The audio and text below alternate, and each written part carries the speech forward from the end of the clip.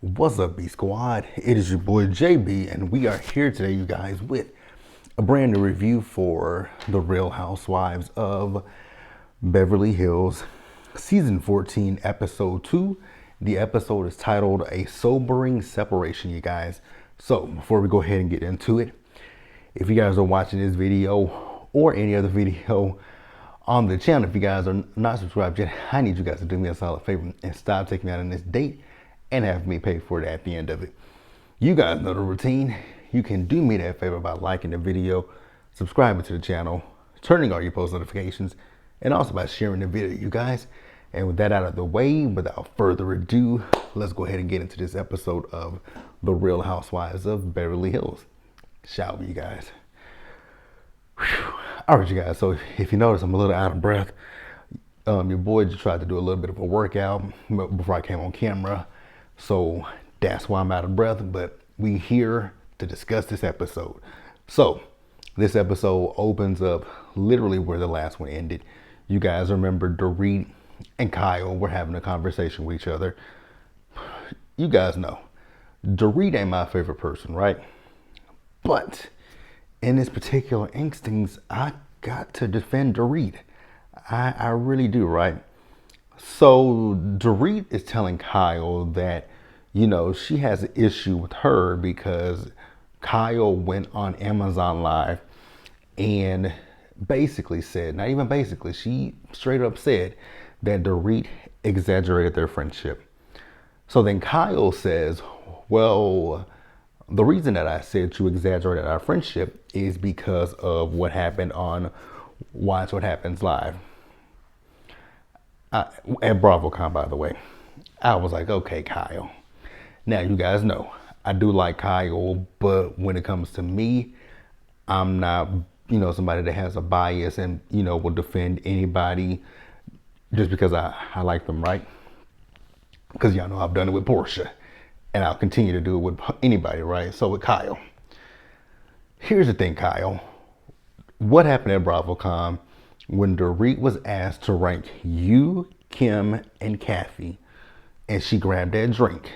She was being, like she said, tongue in cheek. She was being cheeky. She was being funny. She was being shady. It wasn't anything malicious towards you, Kyle. So for you to try to use this as the reason you have an issue with Dorit, it's a cop-out. So then Dorit says, no, Kyle, that's not what it is. She was like, Kyle, it would be okay if you said that you're mad about what happened on Watch What Happens Live when Andy asked me about our friendship compared to Morgan and Dorit. And I actually watched that episode because Gertie was on there. I remember that episode. I was like, ooh, because when Dorit said that she feels like the closer Kyle got to Morgan, the more distant Kyle got from her. And I was like, you know what? When I saw that, like I said, when I saw that episode, I was like, ooh, because now because at that point, Dorit was basically letting it be known there is something between Morgan and Kyle. And I was like, you know what? Kyle probably about to be pissed off about this, and Kyle's going to take it out on Dorit. And that's exactly what she did, right? So Dorit's whole thing with Kyle is, you should have said something to me, Kyle. And Kyle said she didn't have it in her and that she was struggling. Kyle, we know you're struggling. I've been saying it all since last season that you are struggling, and you're struggling with your sexuality. Like I said, Kyle, it ain't nothing wrong with licking a little puss. Not I'm about to say everybody does it, but not everybody does it. But there are quite a few people who do it, and it ain't nothing wrong with it, right? You lick a little puss, suck a little dick.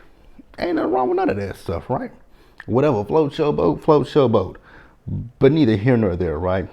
So they're not getting anywhere. So Kyle ended up getting up and leaving, and then Dorit, not too long after that, she ended up leaving. What I will say about Dorit, you guys, and you guys can tell me if you agree, disagree, it is what it is, right? My thing with Dorit is because Dorit in her interview is talking about she's over this, she's done with that, and she just don't give a fuck anymore. And she's not the same Dorit from for the last 2 years that we've been seeing. I was like, I know you not. I feel like Dorit. I feel like starting last season, I think Dorit started to hear what people were saying, reading what people were saying about her on social media, and that's why Dorit has been trying to step it up a little bit. I think that's what Dorit is, because I think Dorit realizes that the viewing public has been sick of her for a very long time. She ain't said nothing. She don't do nothing. And so now she's trying to get back to the Dorit who, when Renna asked her, were people doing coke in her bathroom? I think she's trying to get back to that Dorit. Do I want to see that Dorit? I want to see that Dorit 2 years ago. Seeing that Dorit today, it is what it is. But that's neither here nor there. That's it with the with Sutton's party. We're gonna move on. All right, you guys. So the next person we talk about is Bozma. Like I told you guys last week, she's beautiful, beautiful, beautiful, beautiful. Like I said last week too, Bozma, girl, you got a lot of bundles in your hair. Cause when you in her scene, she got a lot of hair. Cause it's down to her back, and y'all live in California. I know it's kind of hot out there. I'm like, your head ain't sweating, cause I know mine would be sweating, but neither here nor there. Boz, we know she's a boss, and so we see her as she is at an event that she's putting on because it's her badass workshop. I was like, I know that's right, Boz. I know that's right. So we found out a little bit more about Boz. She talked about business. I loved hearing her talk about her. I loved hearing her talk about the business. That's what I want. Love it, love it, love it. Right. So we find out that her husband Peter. Now, when she was talking about her ex-husband last week, my mom just automatically thought that the man was black. Excuse me. My apologies. Because her husband, what do you call them? Because they're not really ex. They're not really an ex because they didn't divorce. So because he's her deceased husband. I guess that's the better thing to say, right? Deceased husband, because he's still her husband because they didn't divorce. So her deceased husband, Peter, we found out a little bit about him. You know, she told us that he had cancer. We found out that they have a daughter, and that he passed away when the daughter was only 4 years old. So that's really sad. So the little girl doesn't even know her father.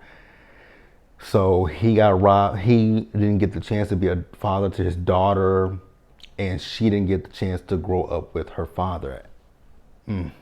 I can't even imagine. Like, I know what it feels like for me as a fully grown man living my life without my mother. And my mom passed away when I was an adult. I won't even, like, when I think about kids who lose their parents at an early age, I'm like, I don't know how you can, I don't know how they do it. Because that was always one of my biggest fears growing up with my mom. I always feared that happening to my mom because my mom was my mom was older. When I was born, she was just shy of turning 50 at the time. When I was born, she was just shy of 50. I think she was a few months shy. She might have been a few months shy of 50. But she was somewhere, she was close. She was in her late 40s, she wasn't in her 50s when I was born, but she was in her late 40s. I do know that much. Actually, I can tell you guys how old she was when I was born, but that ain't got nothing to do with the price of tea in China. Now, so we saw that, and then after that, we see as Dorit and Erica, they went over to Boz's house. Boz's house, my God, that house. I loved her house. I love Boz's house. So far, whoever cast Boz, kudos to you. I love Boz. I'm here for Boz. 100% here for Boz. Yeah, piece of hair in my mouth. My bad, you guys. So we see as, like I said, we see as Eric and Dorit are going over to her home. So Dorit is telling Erica how, she and Bose, they really connected at Sutton's party. They hit it off, and she expressed a lot of things to her. Now I know last week that I think it was on Threads where somebody was talking about the fact that Dorit just immediately opened up to Bose, and I guess Garcelle had took that person's I don't know what you call it on. I know I have a Threads, but I don't use Threads, so I don't know what it's called. But like on Twitter, when you quote retweet somebody, that's what Garcelle did. She quoted that person with saying okay, and then Dorit came up under Garcelle's comment and said something to Garcelle. I was like, oh God. Okay, cool. We here for it. The girl's gonna give it to us this season, and I'm here for it. So they asked Bose how does she feel meeting the other girls. So she told them that before they got to the party that she had Sutton over to her home, and Sutton was telling her about the stuff with Dorit and Kyle. So Bose asked Dorit, like, so what's going on between you and Kyle? And Dorit was like, well, when it comes to Kyle is giving me different things, different reasons for being mad at me. And they showed what happened at the reunion last season. Now, what I will say for Kyle is, and don't take this as me defending because I like her. This is just me thinking you can have an issue with people and it doesn't necessarily have to be just one burgeoning thing. I was trying to say, I had another word in my head, but it didn't come out, so I just said burdening. But it doesn't have to be one encompassing, that's not the word I was going to use, but it doesn't have to be one whole encompassing thing that can be the reason for you having an issue with somebody, right? Like me, and like I have a family member that I have an issue with, and it ain't even just one issue, it's multiple, right? And I'm not going to list them, but it's multiple issues. So what I will say with Dorit and Kyle, it could be a culmination of things with Kyle that probably have accumulated over the last few years. But the problem with Kyle is not articulating that, and that's the problem when it comes to Kyle. You're not articulating what your real true issues are with Dorit, and that's my problem. Because if you said, Dorit, there are quite a few things that I have an issue with, and then list them off instead of, okay, well, my issue with you is this, and then come back and be like, well, my issue with you is this, and then come back and be like, well, my issue with you is this. Be like, you've done some things and this is the perfect way you can say it. You've done some things that I ain't necessarily sought for, and like there's some examples that I can give you. Give the examples and then let it be. But to come up with different things is just, okay, girl, whatever, right? So Erica says that, she can see both sides of the coin when it comes to Dorit and when it comes to Kyle, right? And honestly, I can too, right? I can too. I can absolutely see where Dorit is coming from. I can get Dorit. I can get the fact that Dorit is hurt and feel like you are diminishing and devaluing our friendship when it's an actual friendship. We've done things together. Your husband is friends with my husband. So I can get where Dorit is coming from. My bad, you guys. Ran out of space on the phone. So what I was saying is I can see where both Dorit and Kyle are coming from. The problem with Kyle is I can see where Kyle is coming from. It's just the fact that I don't think that Kyle is articulating herself perfectly, if we're being honest with each other. So that's that. So then they talked about Dorit and PK and the kids. So Dorit, girl, your kids are grown. Your kids can get on social media. Your kids can Google articles and all this kind of stuff. It would be one thing if your kids were 4, 5, maybe even 6, but your kids are 8 and 10. Your kids are smart. Girl, they can, if they have one of these, I need to clean my screen. Ooh, that screen dirty. If your kids have a phone, then your kids can Google stuff. So you're not really protecting them or or keeping things from them as much as you think you are. You're actually hurting. I honestly feel like you're hurting your kids in the long run. It's kind of the same way I feel like on Real Housewives of Potomac when it comes to Mia. How I feel like Mia is playing on a slippery slope when it comes to her kids, right? Especially with her son and this whole storyline of, is Ink his father or not? And your kids can Google things. And even if you say, oh, well, I have, child proof on my kid's phone, right? Child proof, child like, whatever you want to call it. Parental advisory, right? You may have it, but other people may not have it on their kids' phones, right? So, and then, kids talk, parents talk. Sometimes they don't think their kids are listening. Their kids be listening. So it's a lot of things that could happen with this. So I think that it would behoove you to be honest with the kids. That's my personal opinion. She ain't gonna listen to my advice, and it's fine. Let's move on to the next person, you guys. So next up, we got Kyle. So we see Kyle and Sutton. So they're sitting down with lunch with each other, right? So Sutton is talking to Kyle about her relationship with Mauricio. And, she's asking her about finances. And Kyle, girl, I think you got your head in the sand. I really do.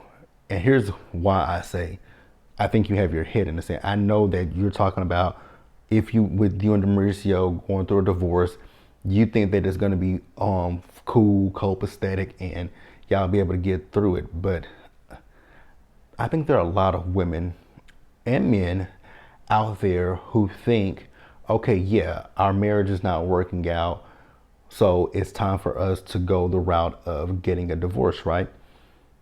But even most times people say they want to have an amicable divorce. You say everything is 50-50. Now, but California is one of those split states. So you might be okay, but like Sutton was talking about, when the forensic scientists and all that stuff get in there, and some men are led by their wallets, right? They don't want to. When it's time to divorce, and especially with you and Mauricio, y'all kids are grown. Portia is 16 years old, so she's almost out the house. Excuse me, y'all. You and Mauricio may have a tumultuous divorce. You might. So I would highly implore you to definitely get your head out the sand. And Sutton's whole thing is she thinks that Kyle should, file for divorce, because if she files for divorce from that day forward, whatever she acquires will be hers. And I was like, okay, cool. So then after that, they talked about Dorit. And the only thing that I'm going to say is, like I said, Kyle, you aren't being very forthcoming when it comes to Dorit. So Kyle is telling Sutton that she feels like Dorit hasn't been a good friend to her. I was like, well, I don't think y'all been good friends to each other at this. I don't think y'all really been that great of friends to each other. So it's a two-way street. And I also feel like Kyle was making excuses. But hey, that's just my opinion. Let me know what you guys think, and we'll go ahead and move on to the next person, you guys. All right, you guys. So next up, we got Sutton. So we see Sutton. So Sutton is with Erica and Kathy. So they're getting ready to go over to Kyle's house, because at this point, when it comes to Kyle and Mauricio, remember, Mo has moved out of the house, but Sutton lets us know that Mauricio has taken the picture down of him and Kyle in the office and replaced it with his partner from Dancing with the Stars. Now, excuse me, sir. No, sir. I would have told Mauricio, you know what? Since you want to be that damn disrespectful and have a picture of you and that woman in the office in my house, how about you get all your shit, take that picture with you wherever the hell you staying at, put it up wherever you want to put it up at. But it won't sit there. You won't disrespect me like that. Absolutely not, right? So they're going to go over there to cheer up Kyle. So we see them as they're on their way. Now they're trying to figure out how to get into Kyle's gate. So they're going to pretend to be Amazon, because Kyle gets a lot of Amazon packages. And when Kathy was trying to come up with that voice for the Amazon, I said, Kathy, please let it go. Please stop. Please stop, Kathy. Please stop. So they get to the gate and they, pretend to be Amazon. And so they let them in. But Kyle and them damn dogs, my God, today, Kyle's dogs are rambunctious as hell. And then on top of that, them dogs always in the kitchen. And that just always throws me for a whole ass loop. When you see them dogs in her kitchen, I'd be like, no, ma'am. No, ma'am. No, ma'am. No, ma'am. So we see as they sat down, had the pizza, and, Sutton is once again trying to give Kyle some advice. Kathy over here is trying to make fun of Mauricio working out. And Kyle was like, no, Kathy. She didn't like that joke, right? So that was that with that scene. Now let's wrap up the episode. Now the episode ends with Dorit and PK. Now what I will say about Dorit and PK. PK. Now you guys know the tea is that Dorit and PK's home is up for foreclosure, right? And PK showed up to his lunch or dinner, whichever one it was, in a Bentley. I was like, y'all got y'all's priorities all the way FUCKED'd up. Because your house is in pre-foreclosure. So that means y'all ain't paying bills. You ain't paying your bill, but you definitely got money for a car. Are those rich people things? I'd rather have a house than a car. I'd rather have a house than a car. I'd rather have somewhere I can sleep at, my kids can sleep at. I mean, we're going through separation, even my spouse. Hell no. But okay, maybe it is what it is, right? So we see as they sit down, and Dorit asks PK, is it okay if I order a drink? He said yes. So y'all know Dorit's drink of choice. What is it? It's a Belvedere Club soda, 3 limes, squeezed, carcass out. Is that what her drink of choice is? Whatever it is, she got her drink of choice, right? So they get into talking, and PK went and bought him some new clothes, talking about single PK. I said, I know that's right. I mean, if he want to be single PK, let him be single PK, right? But Dorit didn't like that. So he talked about it with his drink and how, him not drinking, things are a lot clearer now. I was like, that's a damn shame. I was like, PK, are you trying to tell us that your wife is the reason that you was drinking? Eek, eek, eek, eek, eek, eek. So they're talking. Then he also tells Dorit that, that they don't really speak to each other nicely. And I was like, I can see that. I can see that. So he told Dorit, like, with me, I made the biggest change that you wanted me to make, but then you didn't make any changes after that. With Dorit, that don't shock me. Dorit is selfish. Dorit is self-absorbed, right? So he also told Dorit how, now here's the thing. I will defend Dorit in this regard, where he's talking about the fact that when he got with her, he was one way and she was one way. So I guess she was more social and outgoing and he wasn't. But now the roles have reversed. And I'm like, well, one, because she got kids. So I don't really blame her for wanting to be at home with the kids. And then he also told her how she makes him feel less than. And she said at one point, we talk 5 times a day. He said, yeah, we won't be doing that going forward. I said, oop. Dorit, but I don't blame him, right? Because he's talking about cutting the codependency, and he's also talking about the fact he's talking about cutting the codependency, but he's also trying to set clear boundaries with you, Dorit. So it is what it is, Dorit. Good luck to you, mama. And that was the episode, you guys. Please let me know what you guys thought about it down in the comment section below. Subscribe to the channel, turn on your post notifications, and share the video, you guys. Until the next time, stay safe, take care of yourselves, wash your hands, be blessed, and I'll catch you guys in the next video. Bye, guys.